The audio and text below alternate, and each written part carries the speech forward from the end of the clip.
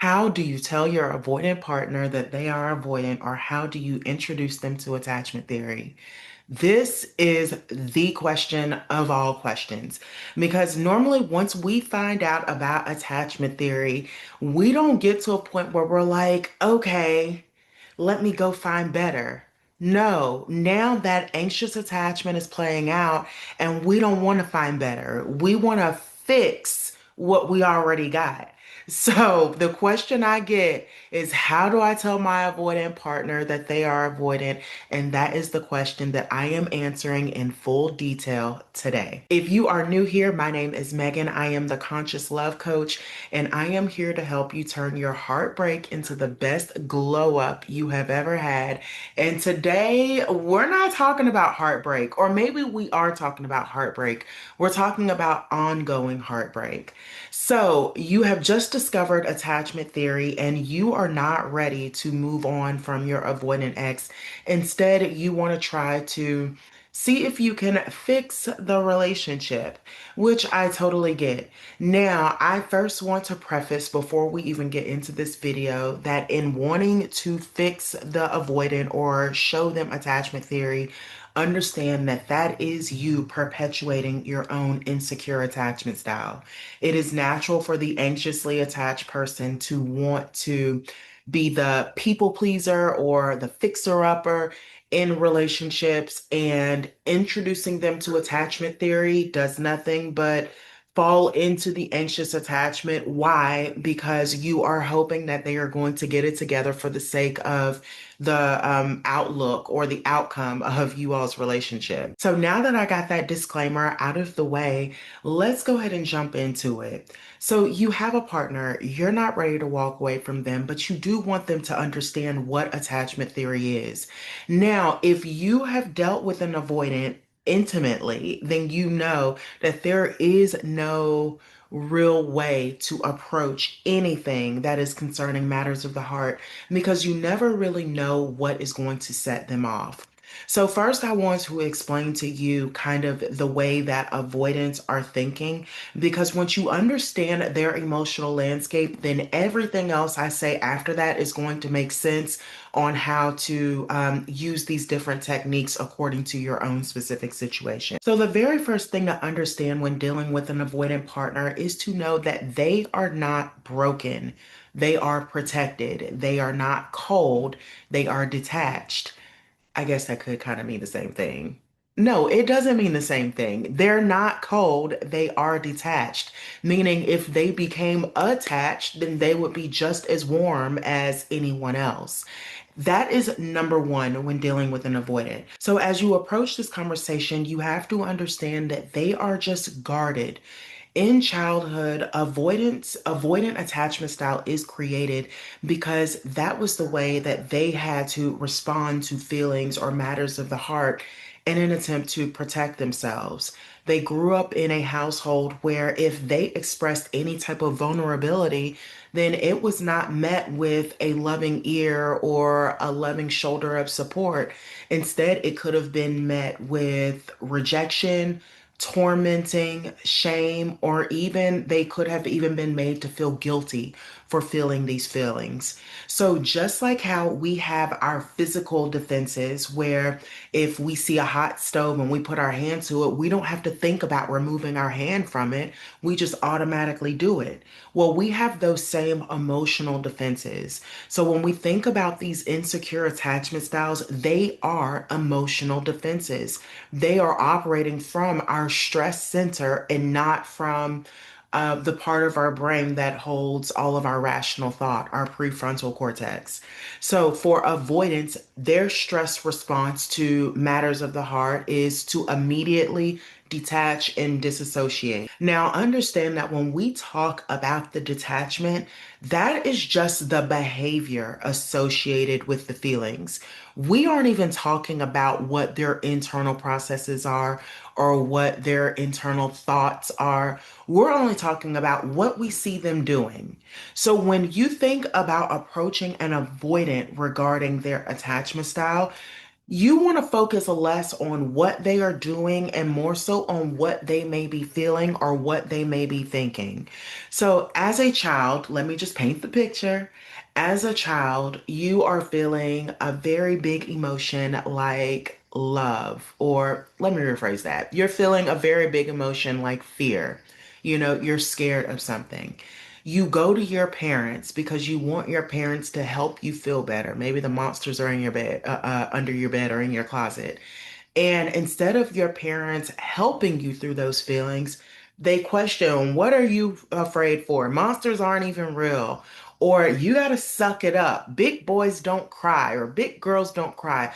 You're met with some way, something that is showing, or I should say, you are met with a response that is showing a lack of support for the feelings that you are going through. Now, your physical behavior is now going to be okay, whenever I'm feeling this, I can't go to my parents. However, your thought processes, your emotional internal feelings could very much be there's something wrong with feeling scared. Being scared is not normal. And therefore, every time you feel that sense of fear coming up, that subconscious thought of this isn't normal is going to show up.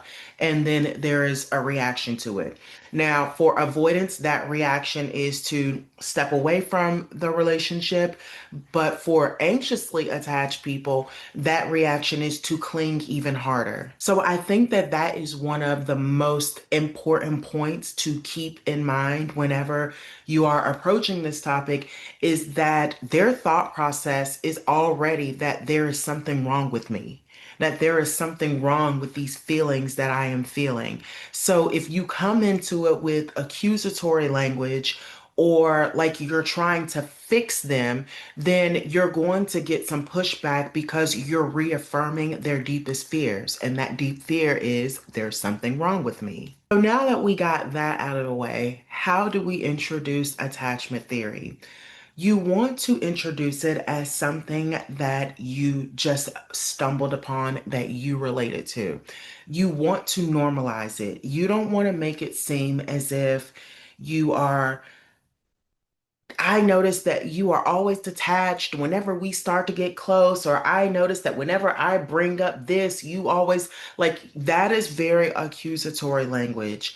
However, if you enter it with, OMG, I was scrolling TikTok today and this guy was talking on a video about people who have issues whenever they're blah, blah, blah. They tend to cling a little harder. Is that something you've noticed in me? Do I cling harder? So you're initially not even approaching them with the issues you got with them. What you are doing right now is you are bringing the attention on you. Like there's something going on within you. Because what this does is initially is it normalizes it. Avoidants don't know the verbiage for what is going on with them because they don't reflect, but they know that there is something wrong. And a lot of that confusion will come up as anger when it's really not anger. What it is frustration because they can't identify their own needs.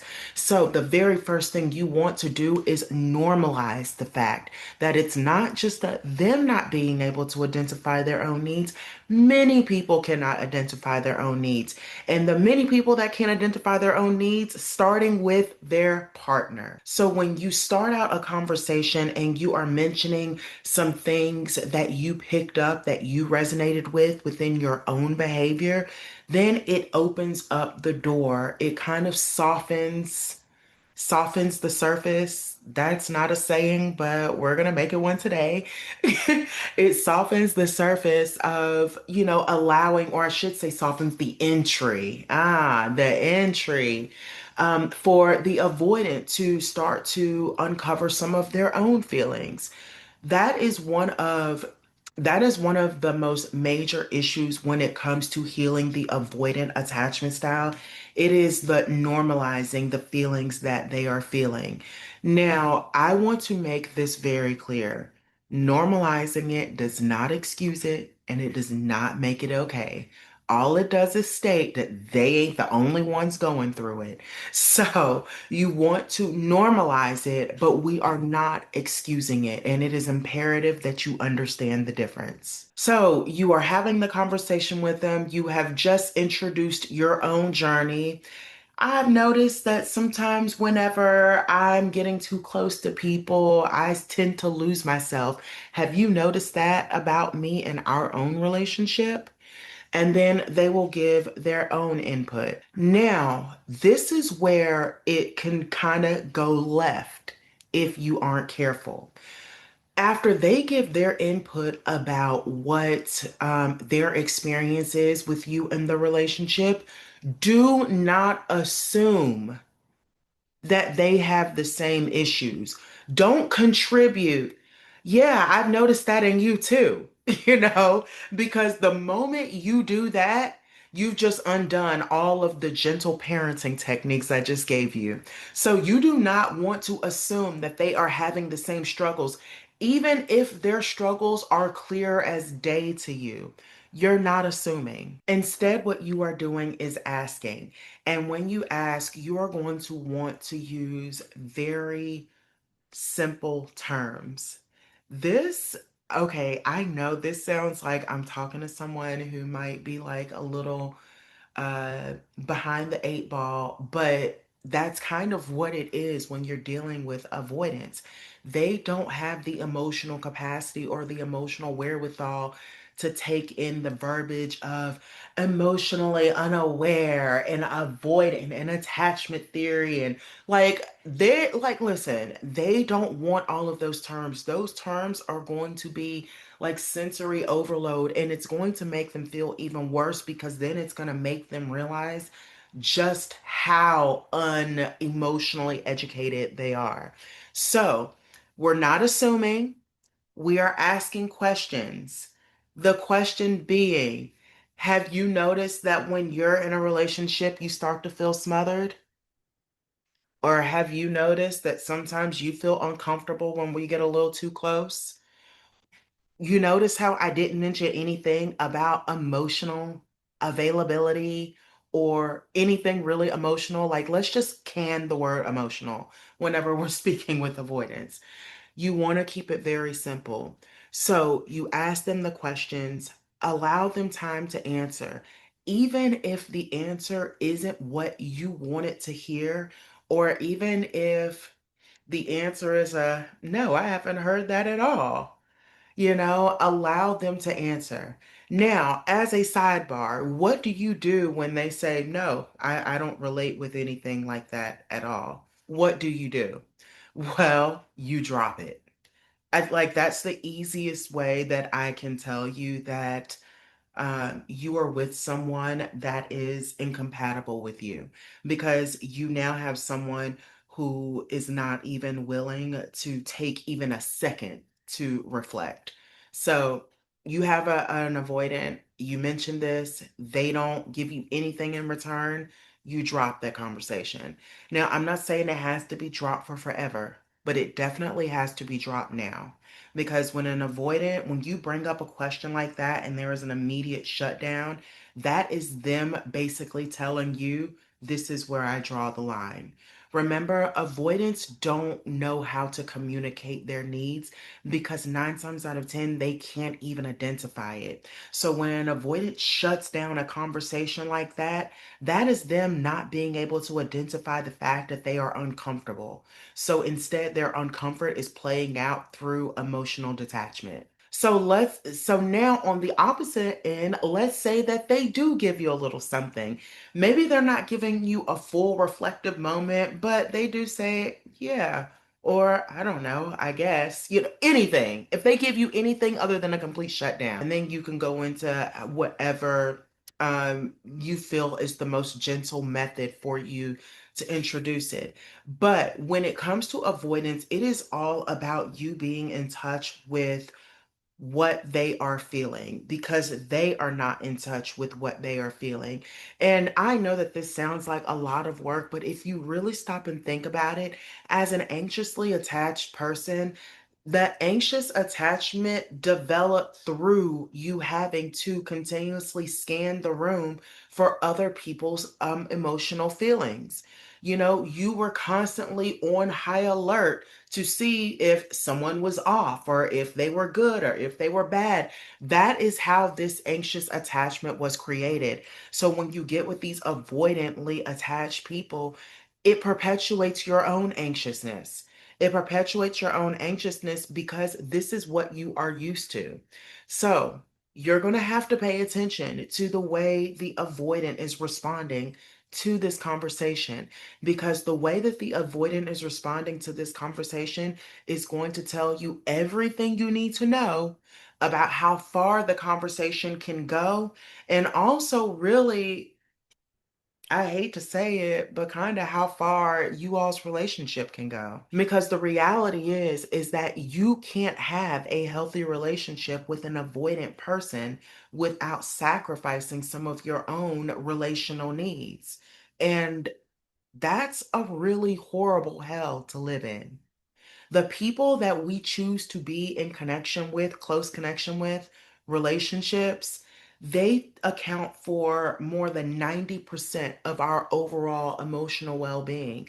And if you are spending that time denying some of your most basic needs, like reassurance and closeness, then that's how people are actually driven crazy. That's how you drive someone insane. Okay, I truly don't even know how I got there. But anyway, back on topic. So, we're talking to the avoidant about them being avoidant.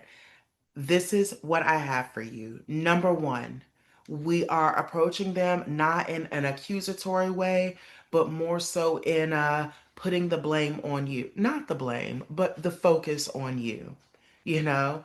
Number two, we are going to ask them, not accusing, but ask, have you noticed that you have any issues? You know, whenever we get close, now, that's not the word you want to use, but also speaking about words, remember I said we are getting rid of the psychological jargon.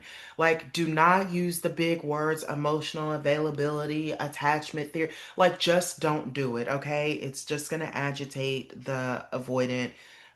You have someone who can't really understand an emotion beyond happy, sad, and angry, and you're talking about emotional awareness, okay?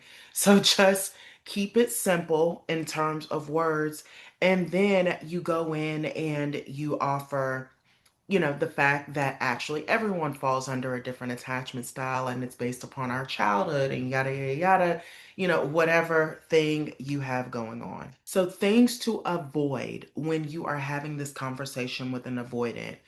I've already mentioned this. I cannot say it again. Accusatory language. I keep mentioning this because as I started this video telling you all the way that avoidant attachment style is created, they have made themselves the martyr. You know, they had parents that they were led to believe that there was something wrong with them. So if you come in with accusatory language, then it's like you're validating that deepest fear. So avoiding the accusatory language. Another thing to avoid is the you always. Any statement that starts with you always needs to be completely banished. Banished. I be messing up words. I swear, I'm an educated woman, but I'm also from the South, and that South is going to win every single time. We do not pronounce things correctly. Not always. Anyway, um, you need to get rid of the listen me. I'm telling you what you need to do while telling them what you need to not tell them to do. Anyway, don't use the word you always, okay? Or the term you always. Just don't use that. It's a very general statement, and it also immediately will put someone on the defensive. I'm not even avoidant, but if you come at me with you always, I'm like, you don't even know me like that. So, anyway, get rid of you always. And then you also want to make sure that you are not positioning them in such a way where they need to change or there is something to fix. Now, obviously, your intention of even having this conversation with them to begin with is because you think that there's something that needs to be fixed or something that needs to be changed. Fair enough. But that's not what we're focusing on right now. When you are introducing someone to attachment theory, you want to be introducing them because you know that them understanding these psychological concepts will make their lives better, not because you're trying to save a failing relationship. Okay, that sounded kind of harsh, but I don't know how else to deliver this information. So just make sure that when you are introducing people to attachment theory, that you are doing it with the best of intention. And then my last tip after introducing attachment theory or talking to an avoidant about them being avoidant without using the words avoidant is to don't think that you can do it on your own. I get it. You have scrolled TikTok, you have been all over YouTube, you've probably consulted with your intuitive guides. You know all there is to know about attachment theory because you have been completely obsessed with trying to figure out how to make this relationship work. Do not take it upon yourself to try to heal the avoidant partner you are with. Leave it to the professionals because when you get started on this process of healing, you're going to notice that a lot of the trauma that you are dealing with is not the same as the kind of trauma they are dealing with. And you're going to get in the middle of it and not know what to do. You're going to be upset. They're going to be resentful. Neither one of you will be healed, and you probably will have ended the relationship. Once you introduce attachment theory to your partner, understand that that is nothing more than just an introduction. It is not a now open door for you to go all in and start throwing books at them. It is an opportunity for you to throw them a little something, and then step back and see what they do with it. We introduce our partners to attachment theory because we think that it is the one thing that is going to help or fix the relationship. But ultimately, at the end of the day, it is still up to your partner to show up. And if they're not willing to show up, even when you are throwing subtle is the most subtle, the most subtle of warning signs, the most subtle of, hey, there might be something over here, and they're not responding to that, you have someone who doesn't want to be with you. Because the people that want to be with you do what it takes to show up for you. And that is really as simple as it gets. Please let me know in the comments if you tried anything that I mentioned in this video. If you have had this conversation with an avoidant, let me know in the comments if you even are an avoidant, and you have started doing your own healing journey. Once again, my name is Megan. I am the Conscious Love Coach, and until next time, I will see you later.